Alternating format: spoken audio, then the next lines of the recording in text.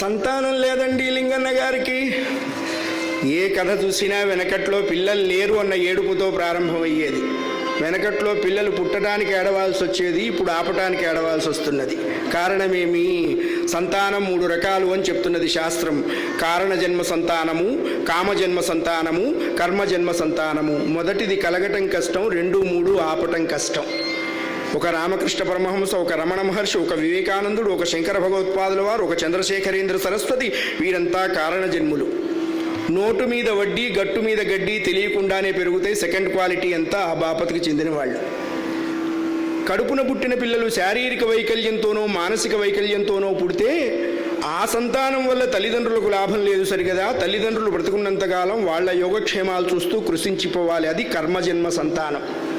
అందుకే ఈశ్వరుడు 100% అనుగ్రహిస్తే కలిగే సంతానం కారణజన్మ సంతానము. అది కలగటం కష్టము. పిల్లలు లేరు, చాలా బాధపడ్డారు.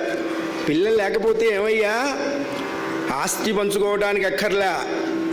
మనం ఏదన్నా మంచి పని చేస్తూ వెళ్ళిపోతే దాన్ని కొనసాగించడానికి కడుపున ఒకడు పుట్టాలి అని చెప్పేవాళ్ళు పెద్దవాళ్ళు.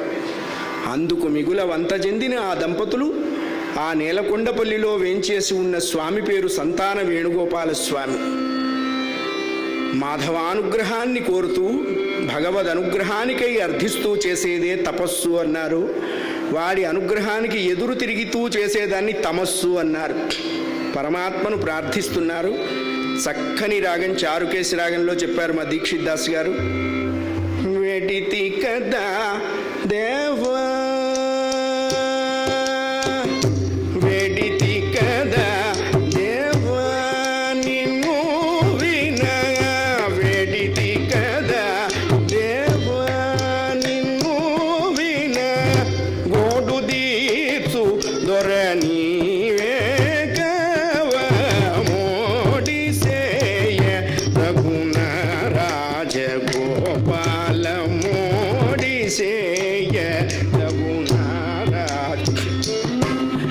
కృష్ణాయ వాసుదేవాయ హరయే పరమాత్మనే